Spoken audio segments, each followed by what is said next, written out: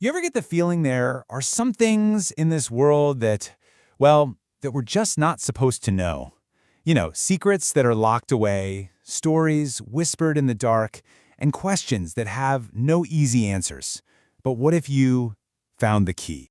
Our source for today is pretty much exactly that.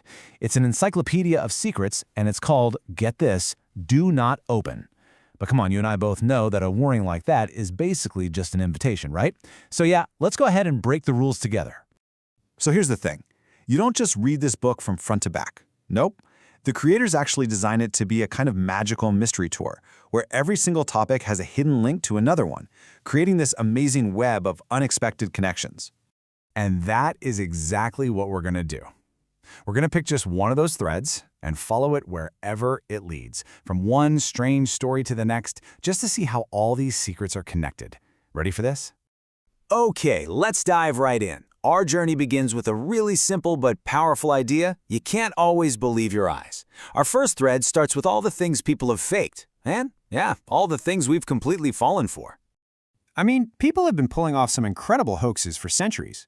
Back in 1957, the very serious BBC News Service actually convinced people that spaghetti grew on trees. Or how about in 1917, when photos seemed to prove that fairies were real? And it's not just ancient history. As recently as 2004, a guy claimed he found a pickled dragon in his garage. These stories just remind us that the line between fact and fiction can get very, very blurry. Now here's where it gets really interesting. When that blurry line isn't just a prank, but a genuine historical mystery.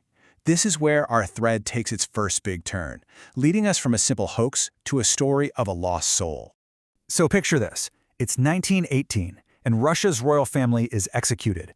But almost immediately, rumors start to spread that the youngest princess, Anastasia, somehow escaped.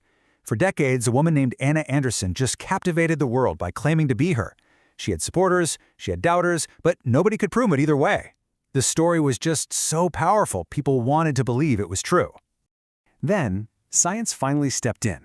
DNA testing eventually proved Anna Anderson was an imposter. But here's the twist. When the family's remains were finally discovered, 2 bodies were still missing. So solving one mystery only created a brand new one, leaving this ghost from the past to just linger on. And this idea of a restless, lost soul like Anastasia, well, that's the perfect thread to our next secret. I mean, after all, if one lost princess can haunt history for a whole century, what about all the other ghosts of the past? This leads us directly to the most haunted places in the world.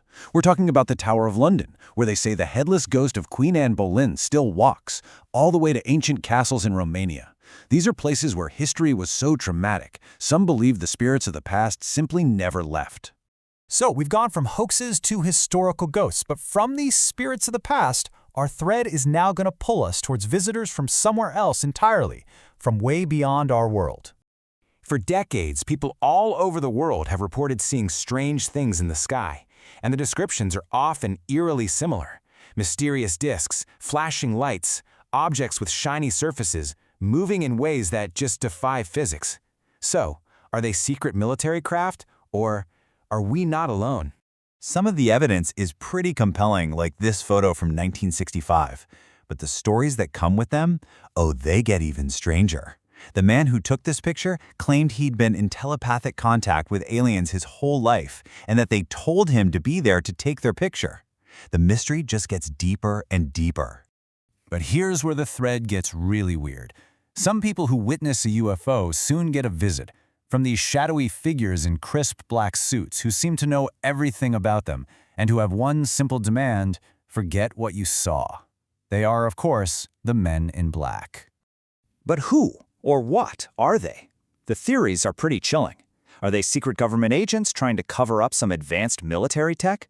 Are they aliens themselves wearing a human disguise?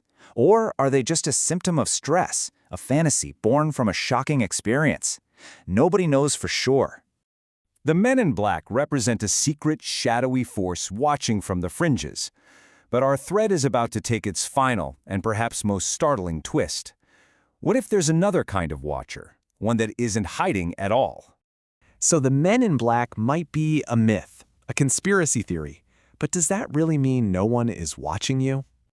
The answer is no. In a city like London, with over 5 million closed-circuit television cameras, the average person is filmed about 300 times every single day. And this isn't a conspiracy theory. It's just modern life. Every time you walk down the street, use your phone, browse the internet, or buy something with a card, you're leaving a digital trail. You are being watched, tracked, and recorded. And there it is. We followed one single thread, and it led us from spaghetti trees and a lost princess to headless ghosts, flying saucers, mysterious men in black, and finally, to the cameras that are watching us right now. Everything is connected. The secrets are all around us, just woven into the fabric of our world, waiting to be found. The only question is, now that you know the threads are there, which one are you going to pull on next?